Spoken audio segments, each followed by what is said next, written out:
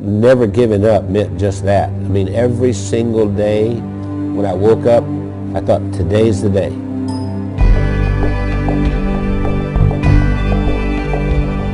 I was the second son in a sharecropper's family, and a sharecropper means that you don't own anything. I mean, you work for someone else who was the landowner. We had practically nothing. Everything was hand-me-downs from someone else. I didn't have shoes, and to this day my toes are all grown under because I didn't have shoes. I remember I had this encounter with my mother, and I said, you know, tell me you love me, and she didn't do it. And so I went down and I sat on this creek bank, and I thought, you know what? I don't care if anybody loves me, I love me. I made a list of goals that I wanted to accomplish, and they were laughable because I didn't even have 2 nickels to rub together, but my first goal was I was going to be a millionaire by the time I was 35. Number 2, I was going to have food to eat because we were always hungry. I mean, my little brother and I used to make mud pies to stop the hunger pains, and I was going to travel all over the world. Those were my goals.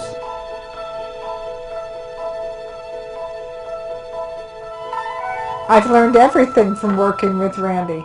I didn't know anything about business. I started out, before I met Randy, I was a teacher, a mathematics teacher. Well, I think we have a very good balance. Randy's really good in sales and telling the story and explaining why people need to have whatever it is that he's selling. And then he comes to me and says, Wendy, can we make it do this? And I have to get it done. We started working together, and we were together all the time doing things, and that we just, you know, couldn't be without each other. And once she got exposed to me, it was downhill from there. I mean, she could not last a day without me. That's probably true. That's what the COO does here. Does hair? She preps me. Spit on it, honey, like you used to do. I never We retired a few times. Did he tell you that?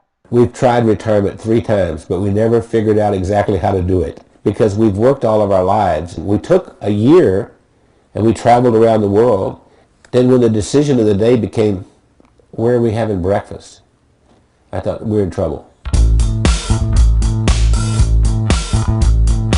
If I were giving you advice and you were meeting Wendy for the first time, I would tell you, don't get your feelings hurt if she uses her phone while she's meeting with you.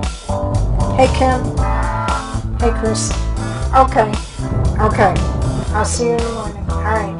Bye. Bye-bye. I kind of feel like a triage nurse at a hospital. And every week I go in and I reprioritize. No, I'm not approving that. I think what drives Wendy is her desire to be the best and provide the best of service to everyone. Awakened at 2:30 in the morning, and I hear this little, and it's Wendy over there looking something up at 2:30 in the morning, and I'll say, why aren't you sleeping? You can do that tomorrow morning. We are the definition of entrepreneurs, and we don't like doing one thing at a time. We have to do a lot of things at the same time. It's not just Randy and Wendy doing all this work. The whole team, every single one of us works around the clock. Hey, gorgeous. Listen, Bernice has been with us for what, 5, 6 years? 6 years. And we love her to death. And I love you guys. Yeah. Randy leads with his heart, and he's the most incredible person I've ever met. He's gone through so much in his life, and I believe that Randy's, I'm going to make me cry here. Randy has made the difference in my life. What's important is, what do I contribute this day to make the world a better place? I know that sounds corny, but that's really what it is. My daddy used to say, we leave here with empty pockets. The other thing my dad said is that when you leave, you'll be accountable for 2 things. 1, how did you treat Mother Earth? And 2, how did you treat the people on Earth? I feel that I have found joy and that I've given joy, and I think there's a lot more joy that we can give.